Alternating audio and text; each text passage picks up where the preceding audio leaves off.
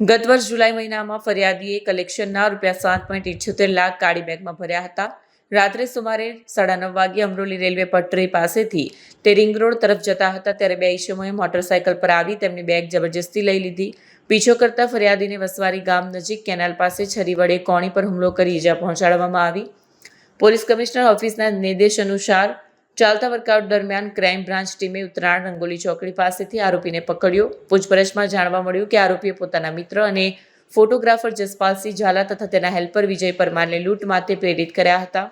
પકડાયેલા આરોપીએ જણાવ્યું કે જસપાલસિંહ ઝાલા પાસે તેના લગ્નના ફોટા પાડવાના બાકી રહેલા રૂપિયા હતા. આરોપીએ નાણાં ન હોવાનું બહાનું આપી જસપાલસિંહને સુરત બોલાવી અમરોલી એન્જિન ઇન્ડસ્ટ્રીઝ વિસ્તારમાં એક મોબાઈલ દુકાન દેખાડી. તેણે જણાવ્યું કે સાંજે એક વ્યક્તિ નાણાંથી ભરેલી બેગ લઈને નીકળે છે જેને લૂંટી લેવાથી લાખો રૂપિયા મળશે. જસપાલસિંહ ઝાલા અને વિજય પરમારે આ વ્યક્તિની રેકી કરી અને તેની લૂંટ કરી. લૂંટેલા નાણાંમાંથી પકડાયેલા આરોપીને ₹1 લાખ આપવામાં આવ્યા હોવાનું તપાસમાં સામે આવ્યું છે.